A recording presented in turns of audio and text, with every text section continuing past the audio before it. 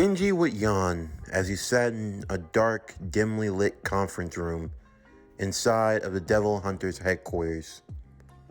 Under normal circumstances, they wouldn't be having such a meeting, but because he was new, Miss Makima felt that it was good for him to be brought up to speed on the current events of the world. This knowledge could be keen whenever they were out in the field, plus it was good to have in general. Aki would be leading the precisions, trying to make sure that everyone who was listening would stay focused as he was getting them up to speed on the current events. Alright, with all of that aside, now we can go into the key political powers. For the most part, the nations that have any real sway in the world as of now would be the United States, the Soviet Union, our country of Japan, and fourth would be the UK. All other minor or smaller nations have fallen to the wayside, although they can never be taken lightly. When someone gets desperate enough, you never know what they might pull. However, there is another nation, one that's not officially recognized by many, but still dangerous nonetheless. It's a nation far in the Pacific, not too far from us. It's known as Genosha. It's home to the remaining mutants of the Earth. Mutants? Denji would ask. Yes, similar to your father, in a way. Mutants. They've always been a part of mankind, but they've always been feared. And, well, following the death of Captain Marvel and the subsequent defeating of Death, which spawned Hell on Earth, many of the mutants were killed and caught in the crossfires of the battle. In the midst of it all, a great phenomena occurred. The leader of a group of mutants known as the X-Men, a man by the name of Professor X, ended up merging with longtime rival and close associate, a man who goes by the name of Magneto. The results of the both of them merging together caused them to form a new entity. We believe this is what gave birth to the Mutant Devil. The Mutant Devil? Yes, the Mutant Devil. As you know, devils grow stronger based on the fears of man, and the fear of mutants across the world is very high. As such, the merger of these two beings, due to their unstable powers, we believe caused both of their deaths simultaneously, and in the midst of that, with all the fears of mutant kind, it gave birth to a new mutated devil, known as the Mutant Devil Onslaught. You will be wise not to take him lightly, especially in battle. Shortly after Onslaught was birthed, he came into conflict with an Omega-level mutant known as Apocalypse, and ended up killing him. Now, Apocalypse has been known to live for over centuries, maybe even more than 1,000 plus years. So the fact that he was able to kill someone of his magnitude is an understatement to say the least. Many of the X-Men at the time tried to rise against Onslaught, but unfortunately, they were killed in the process. All that remain are the four mutants who used to be a part of Apocalypse's four horsemen, who have now sworn their allegiance to Onslaught. We don't know what their plans are next. So far, they've kept their stronghold of Genosha, and they don't journey out too often, but that's always subject to change. Currently serving under him is the one known as Cyclops, Angel, Emma Frost, and Psylocke. What his plans are with his newly created horsemen, we're not entirely sure, but the situation is always being monitored at all times. Then next we have the Hand. They're now led by former hero of the United States known as Daredevil.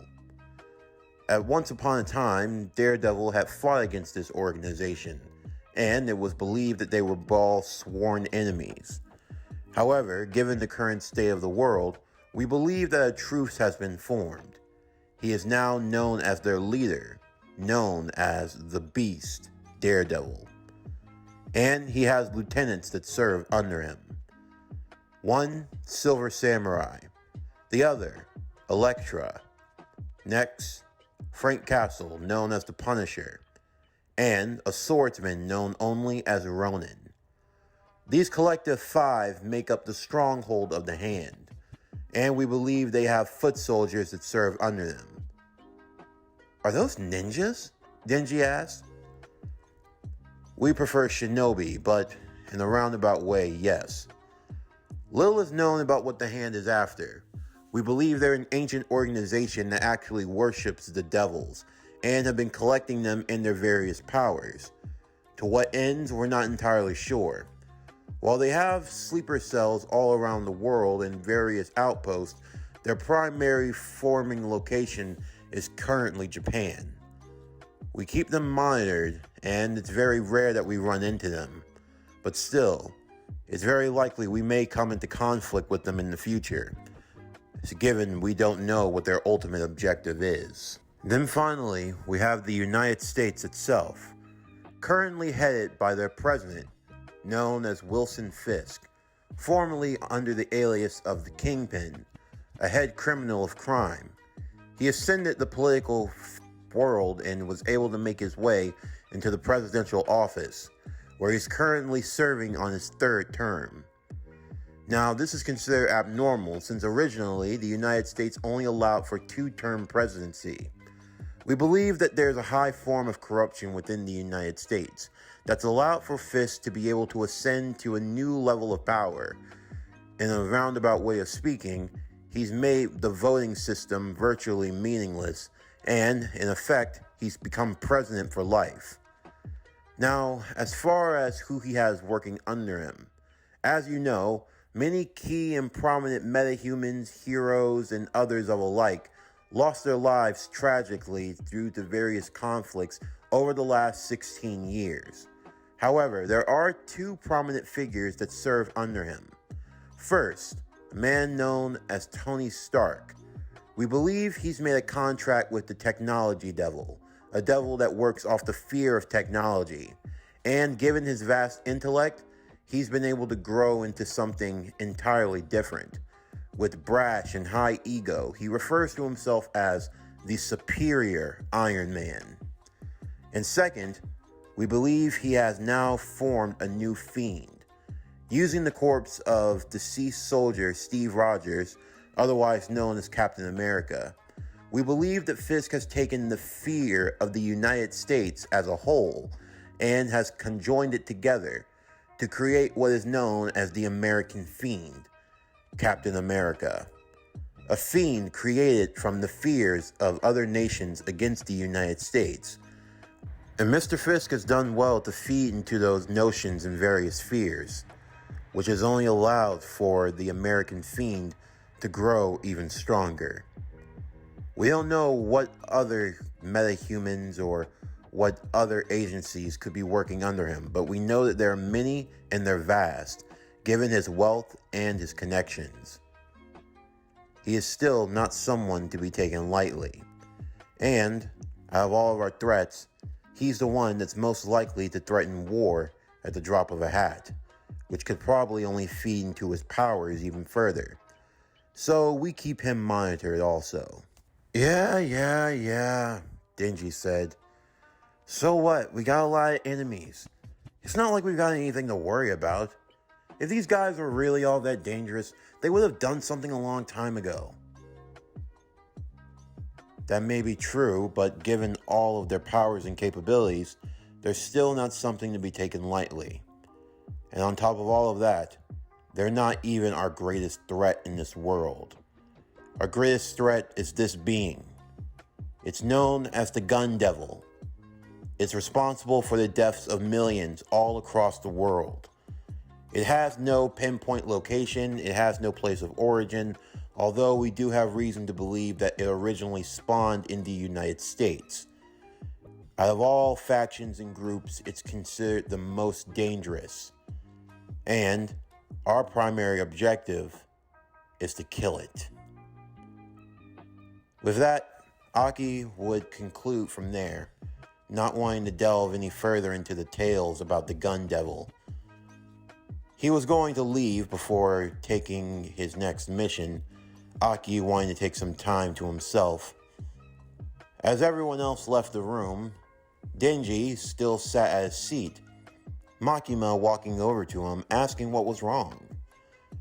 Denji hadn't really been paying too much attention to the lecture, which was normal. He never really cared about what Aki had to say. But there was something that was bothering him. "What's the matter, Denji? I could see that you really weren't into much of what he was saying. It looked like your mind was elsewhere." Have you ever tried to get something, and then once you got it, it was great, except it just wasn't what you thought it would be? What do you mean? Well, look, I've always wanted to cop a feel, you know? What guy doesn't have that dream or fantasy? Until not too long ago, I thought it never happened. But then I had it.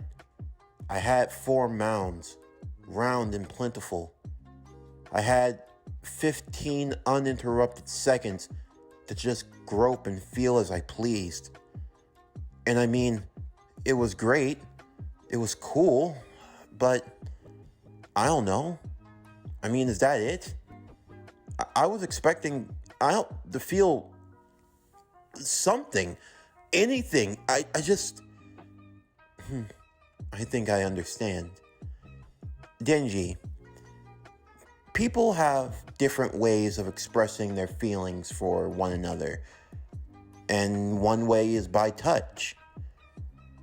I understand that you are trying to fulfill a cardinal desire, and it's normal for everyone to have them, including young, strapping boys like yourself. But you should know, when there's no real feeling involved, when you don't feel much or anything for someone else, then the acts you do with them could also end up being a lot lackluster. Take, for example, me and you. Me and you? Denji said nervously. Sure, the suit was supposed to make sure that you couldn't see him bleed, but more importantly, you couldn't see him blush. Denji felt his heart racing as Makima took his gloved hand, pulling off the glove and resting his hand on the top of her bosom. "Give that a squeeze and tell me how you feel." That sensation that Denji was looking for, that euphoric feeling, it came over him. Not that sort of came, get your mind out of the gutters. But still, he felt that connection. It didn't feel like how it felt with Yukio or with Power. This felt, he couldn't describe it. It was a tingling sensation that started from the tip of his toes all the way to the top of his head. A sensation that reverberated over his entire body. A state of being that just couldn't be put right into words. It was as if you were flying but being on the ground at the same time. The idea of feeling the butterflies in your stomach, of feeling all that heat swell to your head. He felt all of that and none of that. Everything and nothing. In that moment, he felt as though time was slowing all around him. His breaths, he could hear the beating of his heart all the way through his ears. He could feel the sweat starting to follow off of his brow, the tingling sensation moving up his legs. And all of that just from a brief interaction. In those short moments, he gained more from that than he'd ever gained from what he experienced just a day prior. Why do you feel this way? It's obvious. Because you like me. Maybe even more. And I have to say, I'm pretty fond of you too, Denji. You are? Mm-hmm. You're a good boy. And I love a good, obedient boy. Someone that does what I say, follows all my commands. He gets me so excited. And I know that you're good at being a good boy. Isn't that right? I'm a good boy.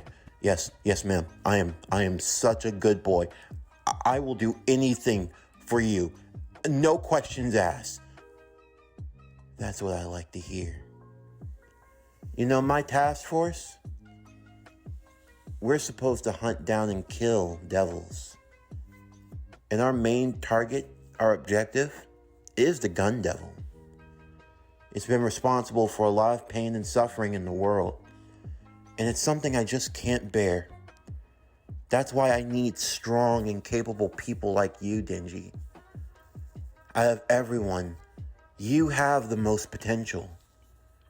I know that you can do it. I know you'll be the one to beat the gun devil. And if you do, I'll give you a reward. A reward? Mm-hmm. Anything you want. Anything I want? Anything you want. You could fit a whole lot of anything into anything. Wait, so like when I say anything, Makima took his hand, holding his finger up to her lips before taking a bite. Playfully, her tongue licking around at the tip. Denji, when I say anything, I mean anything. Anything your heart's desire, I'll give it all to you. Oh, hell yeah! Oh yeah, I'm gonna kill him. I'm gonna kill the gun devil. Oh, hell yes. Yes. Oh yes, we're getting it. Oh boy, we're getting out of here with this one. Denji hopped up excitedly, heading out, ready for what was to come. This was his moment. This was his destiny. His magnum opus. He didn't even know what that word meant, and he felt like it applied to him. Oh yeah, he's gonna get Miss Makima.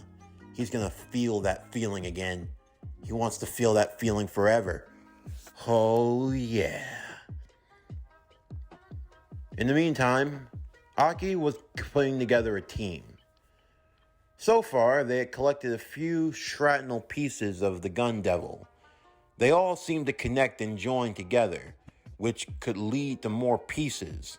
And the more pieces they collected, the closer it would get them to their target ultimately. With that, Aki was putting together a group. Because the fragments they had collected so far, it was leading them to their next location. A hotel that had been abandoned. The team would consist of Aki, Denji, Power, Yuiko, and 3 new participants. Next, we would be meeting 3 new distinguishable characters. First, an older woman with an eye patch, who seemed to have a bit of a drinking problem. And she was Aki's superior, the one that got him into this line of work in the first place, Himeno. Next, there was a shy and timid girl who didn't really want to be here. She made that very clear, and the expressions were written all over her face.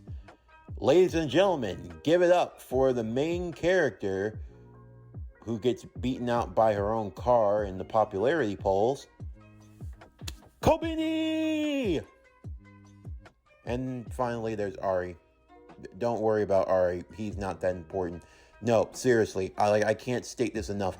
Ari is so unimportant that he's like really, really, really unimportant. But he's kind of important. He's so unimportant that he's kind of important. I know, right? It's kind of crazy. Like, how does that make any sense? I mean, really, like, how does that make any sense? How are you so irrelevant that you're somehow relevant? Like, that's like some sort of oxymoron. Like, what kind of sense does it even make? I mean, who even, I mean, like, seriously. Like, I get it, you know, there are some characters who are more important than others, but, like, seriously, the guy has no redeeming qualities at all. Like, he does absolutely nothing, yet somehow he's significant enough to be significant while being insignificant, and I'm lost for words. Hey, yo, you cool? No, oh, sorry, Denji. I was just going on a tirade. Wait a second. You heard me? Yeah. I've been hearing it for a while now. Listen, boss. Oh, okay, I'm sorry. Time out on the story. We'll be right back. Call this a commercial break.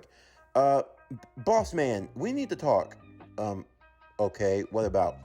Look, I get it. You're trying to tell, I guess, my life story. I don't know who you're telling it to. It better not be perverts. But, yeah, I can hear everything you're saying. So, like, why exactly are you doing this? Uh-huh. Like, for real, why are you doing this? Like, why are you talking? Why can I hear you among other voices? Other voices? What are other voices? I've got voices in my head. You do.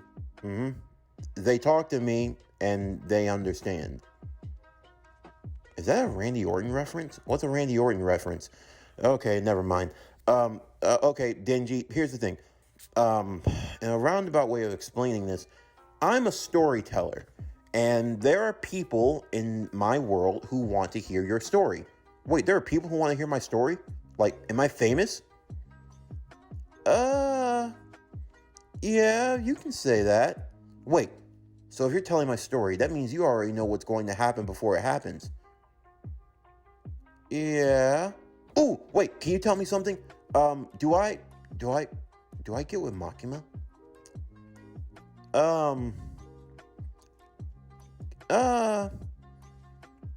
Yeah. I knew it. Yes, let's go. Wait, so like, what's it like? Like, how did it go? Like, what can you tell me? You got very intimate with her. Very, very intimate. You could say that she is inside you. Inside me? Like what? Do I devour her? Oh wait, I devour her. Oh, you devour her, all right. I thought so. So, like, what can you tell me about my dad? Your dad. Your dad was a complicated man. He did a lot of things, a lot of good things, a lot of bad things. Papa was a rolling stone. Wherever he laid his mask was his home. And when he died, all he left you was alone to go to Hollywood. To go to Hollywood? That's a different story for a different day. Denji, look, it's been fun talking to you. Like, really it has. But, like, I'm trying to get this video within a certain amount of time. So, video? What's on video? Wait, hold up. Are you recording me? Where the hell are you? Denji would then jump into the bushes, but there was no one there. He looked around every peak and corner, but he couldn't find anyone. Okay, seriously, where are the cameras? Where are you hiding at? If you don't step out of here, I'm gonna rip your... Okay, calm down. I'm there, but I'm not there. Huh? Look, all you need to know is there are people who are interested in you. People who want to see your story. I'm just telling that story. Right. I don't trust this at all. You sound like a pervert. What did you just call me? You heard me. So look, if we're going to do this, we're going to do this the right way. My way. You got that? You know what? Whatever. Fine, Denji. However you want to do it, let's do it like that. All right, cool. I'm going to close out the story today. You're going to what? You heard me. Give me this. I'm taking over. Alright, so here's what happened next. Aki put the team together, you see? So over here, you got Power, the dirty fiend that can't take a bath. You've got Yukio, the cute girl with a sword. You got Aki, the jackass with a sword. You got Miss Himeno, she's kind of hot. You got Kobini, she's annoying. And then you've got Ari. And he looks like someone I just want to punch in the face. So, anywho, we made our way to this hotel after collecting all these fragments from the Gun Devil, because apparently it would lead us to the next being that had it or whatever. I don't know. All I know is that we're tracking down something that we're probably going to have to kill. So from there, we ended up walking and making our way inside the hotel, and everything was alright at first. Everyone was talking, trying to get to know each other. I don't know why Kobini just keeps crying every which way in every situation. I swear at this point I'm going to throw her out the window. But okay, fine. So anyway, we keep walking until eventually we make our way to the 8th floor. Hold on, wait a second. And now I'm on the 8th floor again. Denji would then proceed to run around on the 8th floor, going up the stairs, only to see himself walking right back up to the 8th floor. It slowly dawned on them that things were not as they once believed. The group now found themselves trapped on the 8th floor. Was this the work of a devil or some other superpowered individual? You could never really be quite clear on the matter at hand, but one thing was certain. In a world filled with certain things that you can't really be certain about, uncertain certainties that always have a certainly way of being uncertain. Whether if you're running up stairs only to never make it to the next level, whether if you're a crying, whining little girl who seemingly has her whole life taken from her, if you're a fiend who's truly hungry but always eating all of the snacks, if you find yourself trapped with such individuals, then you better make sure to hold their hand, be kind to them, and be gentle. Because in all likelihood, you have now found yourself in the Twilight Zone. Wrong show, jackass. Who cares?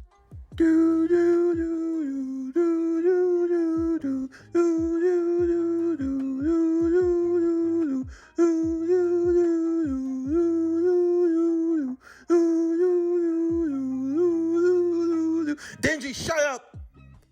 Oh my god, I swear we're gonna get copyrighted so hard for this. I can see it now. Here comes CBS.